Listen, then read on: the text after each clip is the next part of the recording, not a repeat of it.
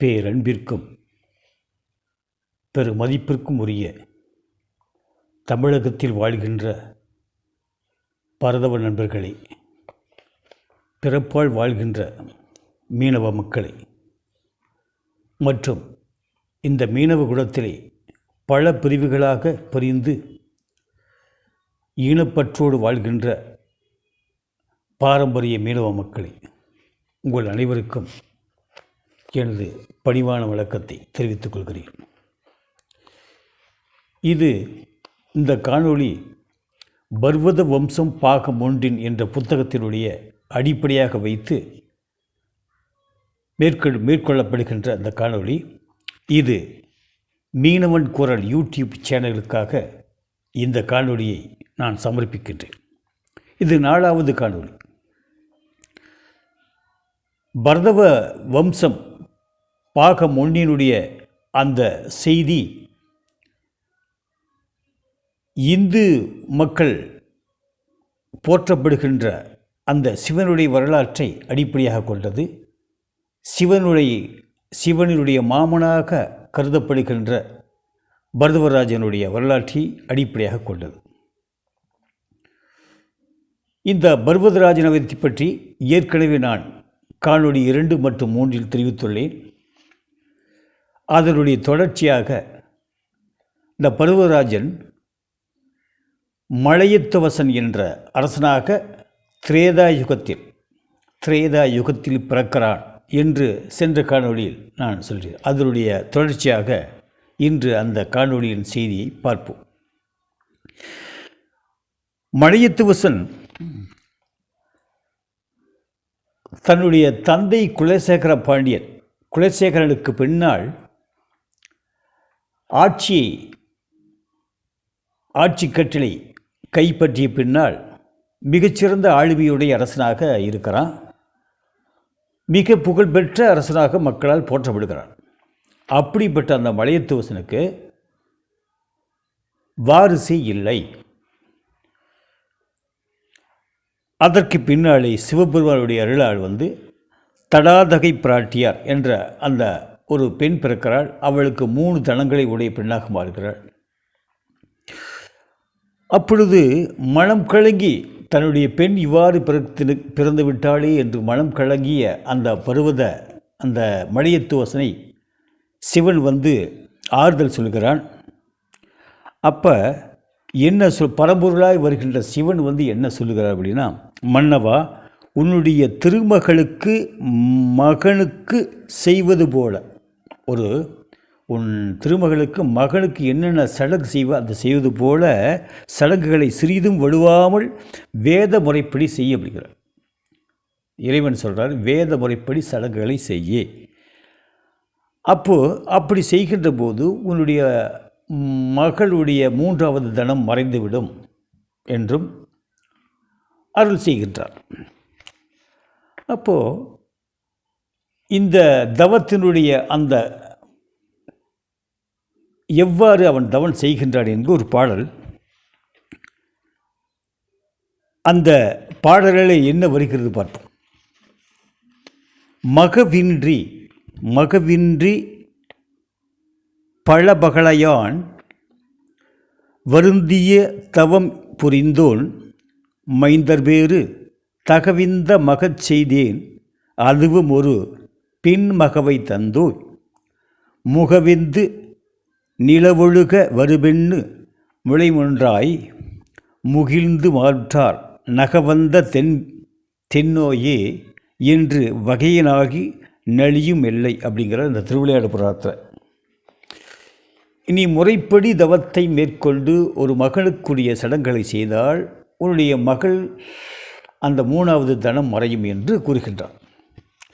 அந்த தவத்தினுடைய பயன் எவ்வாறு காணப்பட்டது, எவ்வாறு வந்தது அப்படின்னு இந்த செய்தியை சொல்கிறார். அதாவது திருவிளையாடல் புராணத்தில் இயற்றிய பரஞ்சோதி முனிவர் பல இலக்கியங்களை பயின்றவர்.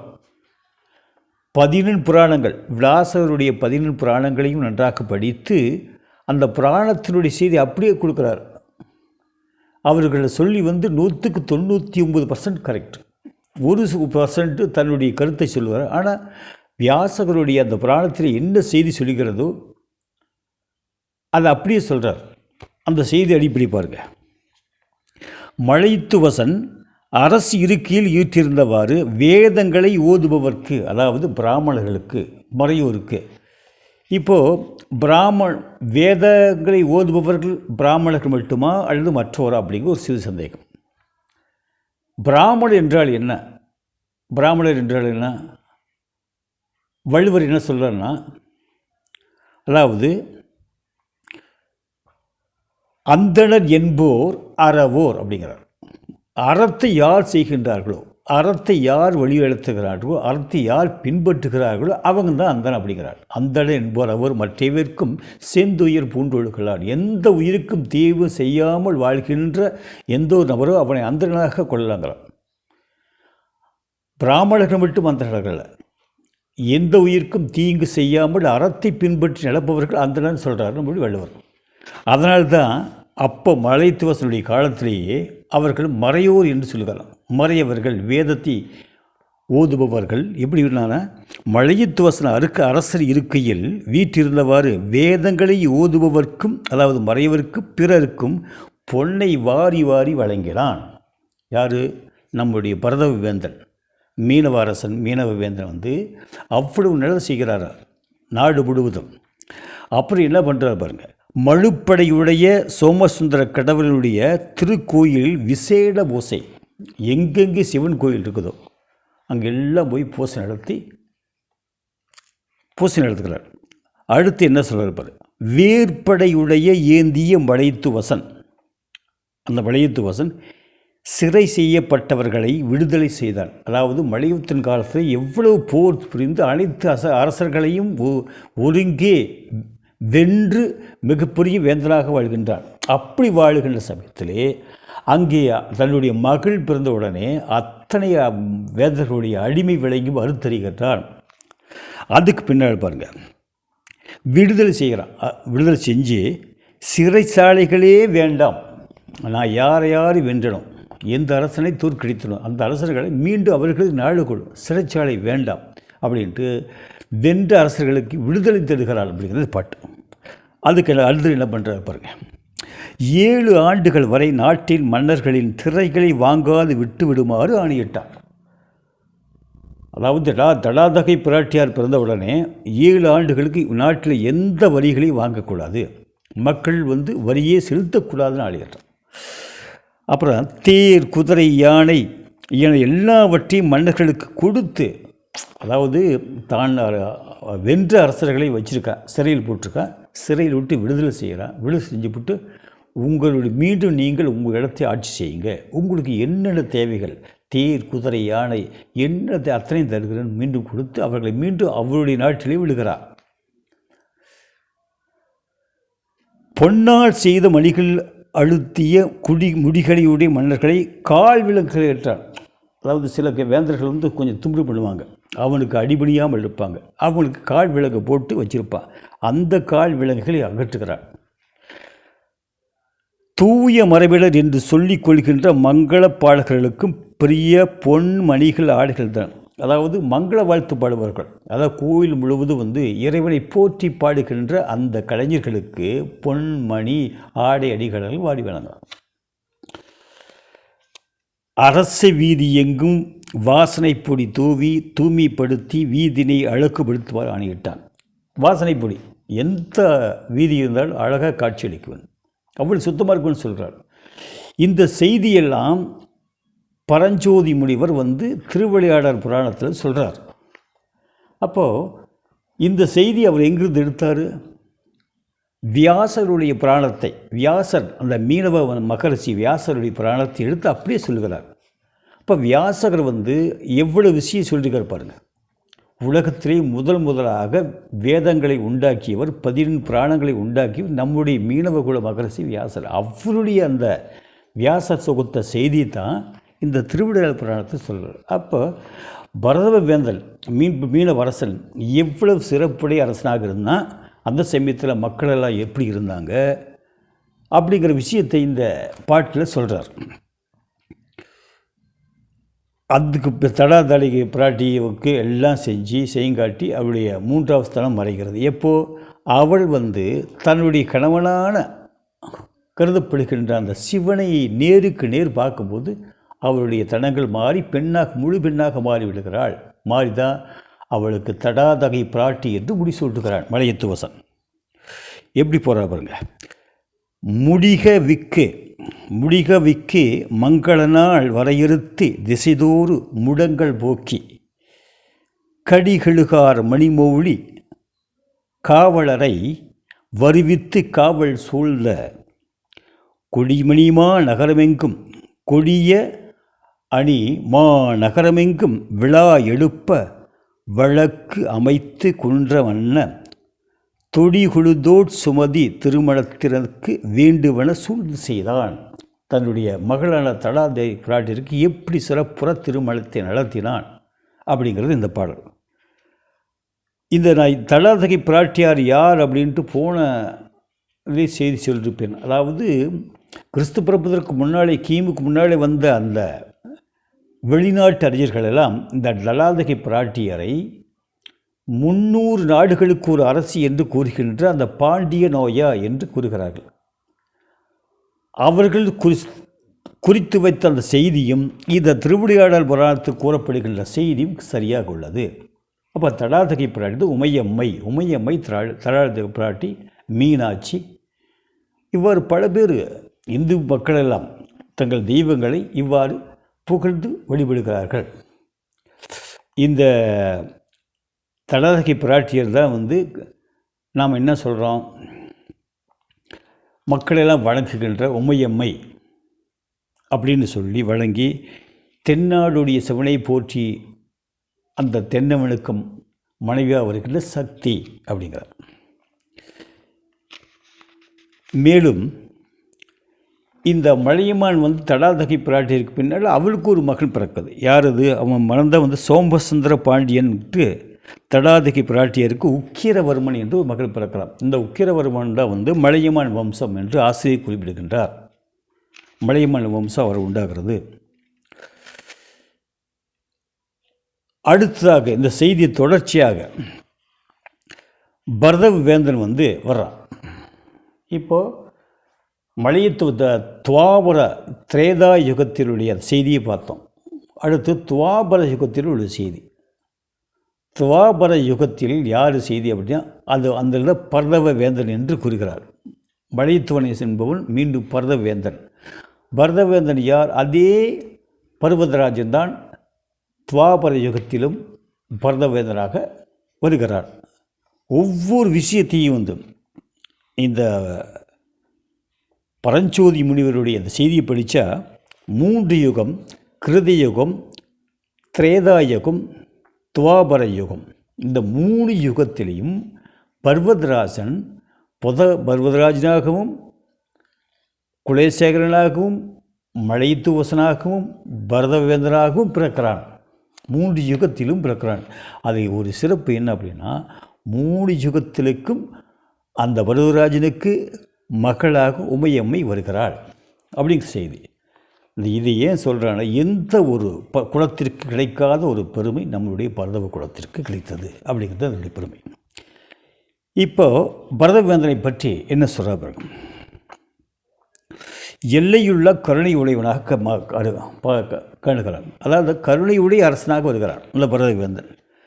அப்போது சிவபெருமான் அவர்கள் 4 வேதத்தின் பொருளை உணர்ந்து கொள்வதற்காக அவன் நல்ல நெறிமுறை கடைபிடித்து தன்னுடைய மகள் பார்வதிக்கும் ஒப்புகிறான். யார்? பார்வதி, பரதராஜனுடைய மகள் பார்வதி. இந்த பார்வதிக்கும் தன் வேதத்தை பரதவேந்தனாக தனக்கு மகள் பிறந்த பார்வதி, அந்த பார்வதி மகள் மீனவ பெண் மீனாட்சி, அந்த மீனாட்சிக்கு அனைத்து வேதங்களை கற்றுத்தருகிறாள் அப்படிங்கிறார். சிவமும் சக்தியும் சேர்ந்ததுதான் சிவசக்தி என்பதை உலகுயிர்கள் எல்லாம் அறிந்ததே. சிவம் வேறு, சக்தி வேறு இல்லை, இரண்டும் சேர்ந்து தான் சிவசக்தி. அதாவது சிவன் தன் உமையம்மைக்கு தனது பாதி உடலை கொடுத்தாங்க தெரியும். அத்தகைய பொருளை உணர்ந்த அந்த பரதவேந்தன் தனது மகளுக்கு அனைத்து நல்ல நெறிகளை உணர்த்தி பார்வதி பெண்ணாக வளர்க்கிறார். அதான் மீனவ கொள்பு, அதாவது அதில் போட்டுக்கார் பாருங்க. நான் அராமுகமலைய வல்குதல், அராமுகமலைய வல்குல் அணங்கிணை நோக்கியோனை இராமுகமலைய உள்ள தோழை மார்போல வெம்பார் பராமுகை யாகி வேத பயணம் ஒருபடாது கேட்டாய சோராமுகை அவிழ்ந்த கோதா உற்றணி கொள்ள தன்னாள் அப்படிங்கிறார் இந்த பாடலை. என்ன பொருள் அப்படின்னதுக்கு, இந்த பாட்டுக்கு இருள் போன்ற உள்ளத்தனையுடைய ஏனைய மகளிர் போன்று நீ நம்மிடத்தே பாராமுகம் உடைவளாக ஆகி வேத பொருளை விருப்பம் இன்றி கேட்டாய், அதனால் நீ குற்றம் செய்வதாக என்று கூறி சிவன் மேலும் கூறுவார். அதாவது இது அந்த பொண்ணு பிறக்கிறதுக்கு அப்படி தன் ஈஸ்வரி சிவன் கேட்பதாக சொல்கிறார். அப்போது ஈஸ்வரி வேதத்தை சிவபெருமான் சொல்லும்போது பாராமுகமாய் விருப்பம் இல்லாமல் இருக்க மாதிரி கேட்குறார். அதுக்கு இப்படி பாராமுகமாக என்னுடைய அந்த உபாசனை கேட்குறாரு. அதனால் நீ எப்படி பிறப்பாய் அப்படிங்கிற அடுத்த பாட்டில் சொல்கிறாரு. விரதமும் அரணும் இன்றி மீன்படுத்தி இளைஞரான பரதவர் மகளாகென்று பணித்தனோடு அரதன வாரமும் தாழ்ந்த வாரமென் முளையாள் ஆஞ்சி வரத நிற்பிரிந்து வாழ வல்லனோ வென்று தாழ்ந்தாள். சாப்பு இப்படி மகளை பிறக்கிறேன்னு சொல்லிடுறாரு. அதுக்கு தேவி நான் சொல்கின்ற பதத்தை நீ சரியாக கேட்கல, இந்த குற்றத்தை செய்ததுனால என்ன சொல்கிறேன்னா, இக்குற்றத்தினால் நோன்பும் அரணும் இல்லாமல் மீன்களை பிடித்து கொலை புரிதலால் எளிந்த குலத்தவராக கருதப்படுகின்ற பரதவரின் மகளாக பிறக்க கடவாய் அப்படிங்கிறார். இந்த காட்சி, இந்த செயல் நடந்ததா என்று நாம் முக்கியமல்ல, பரஞ்சோதி முனிவருடைய அந்த கருத்தை தான் நான் சொல்கிறேன். என்ன சொல்கிறாரு பாருங்கள். இனி இப்படி குற்றத்தை செஞ்சதுனால நோன்பு, இப்போது இறைவனை பிரார்த்திக்க வேணுமென்னா நல்ல நோன்பு இருக்க வேணும், விரதம் இருக்க வேணும்.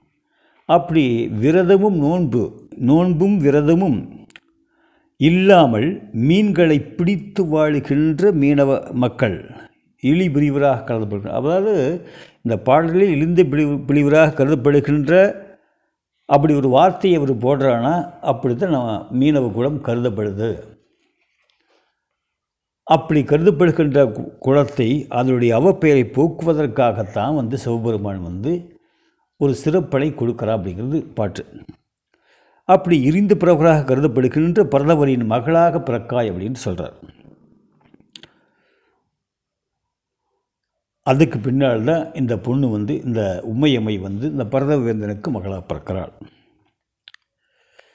எப்படி பிறக்கிறாள் பாருங்கள்.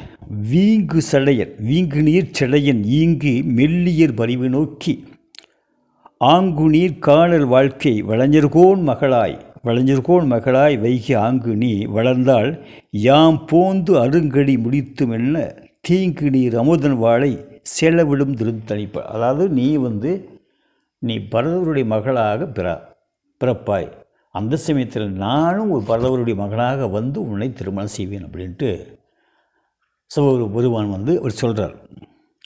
இது எந்த யுகம்? துவாபர யுகம், மூன்றாவது யுகத்தில், மூன்றாவது யுகத்தினுடைய பரதவரசனாக பிறந்தவனுக்கு, அந்த பரதவரசனுக்கு மகளாக மகளாக பிறக்குமாறு சிவன் அருள் புரிகிறான். அப்படி அருள் புரிந்துட்டு சொல்லுவான், நீ பிறக்கும்போது நானும் உன்னை பரதவர் மகனாக பிறந்து உன்னை திருமணம் செய்வேன் அப்படின்னு தான் இந்த பாட்டு சொல்கிறார். சரி, சிவபெருமான் அருள் செஞ்சுக்கிறான். பார்வதி பரதவருடைய மகளாக பிறந்தார். எப்படி திருமணம் செய்வது, எந்த வழியில் செய்வது அப்படிங்கிறத அதுக்கு பரஞ்சோதி முனிவர் சொல்கிறாரு. முருகப்பெருமானை பார்த்து சிவபெருமான் சொல்வதாக கூறுகிறார். முருகப்பெருமானை நோக்கி வணிகர் மரபில் ஊமையனாக தோன்ற கடவை என்று அந்த